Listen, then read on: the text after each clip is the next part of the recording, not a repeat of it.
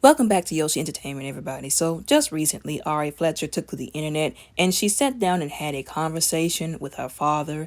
Allegedly, apparently, this was her first time meeting her father, her biological father. She was very vulnerable in this meeting, in this conversation. And I think that these conversations should be had more between children who've had absent both fathers and mothers. But I don't think it should be publicized, or at least certain parts of it. Like I said before, it's good to be vulnerable, but the whole world doesn't have to see you, break. You know what I'm saying? They don't have to see your personal emotional moments. Sometimes I feel like these things need to be private between that person and a therapist, like a spiritual counselor or something to that nature. Like I said, it's good, it should happen. And I get it, some people need to see it, but at the same time, certain things need to remain private. And we're going to talk about why I say some certain things need to be private.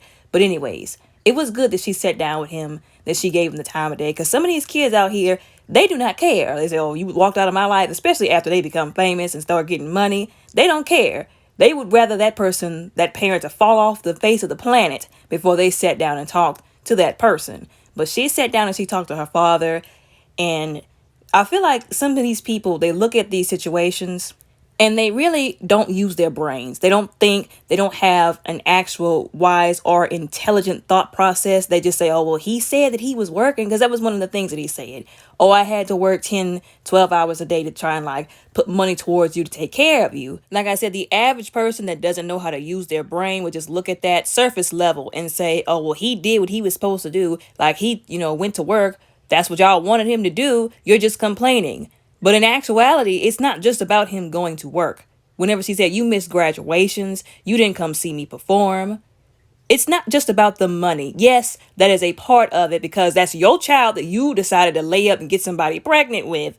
Okay, you got to have a job to take care of your responsibilities, but you also got to be present. I've said this before 1,000 times on this channel. They need the presence of their parent just as much, if not more, than the money. Now, I say this all the time to help people understand that I don't come from a biased perspective. I don't really care for Ari like that. She's just another celebrity to me that people put on a pedestal that has some very bad attitudes and promotes some very toxic things. But I should not have to like her or like what she stands for in order to have empathy towards her and what she's going through.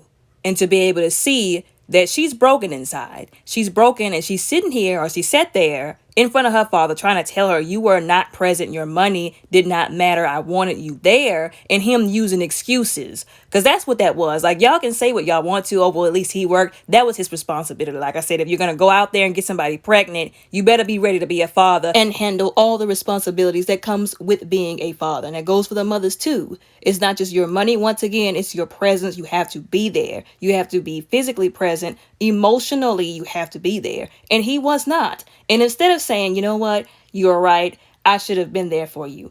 You needed me as a father. These children, these young girls, these young boys, they need their fathers in their lives. Point period blank, he just gave excuses.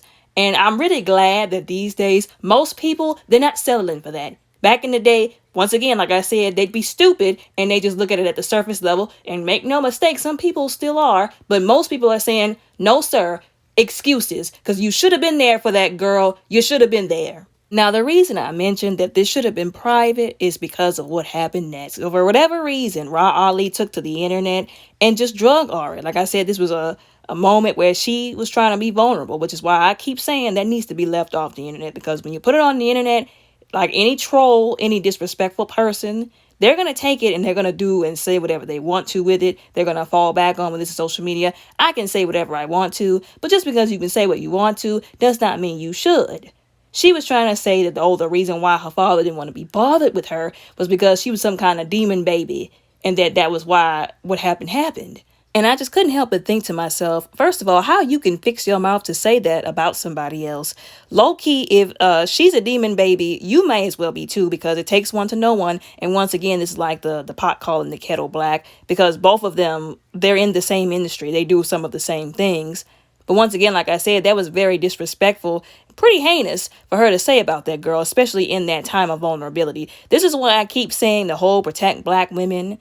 like black women standing in solidarity with other black women, is a joke. Because whenever that actually needs to happen, whenever somebody needs to put their pride aside and actually let somebody have a vulnerable moment, they attack them and kick them while they're down. They kick them in a weak spot in their Achilles heel. They hit them where it hurts in a moment where they need to keep their mouth shut. Like I said, that was disrespectful for her to even say to that girl.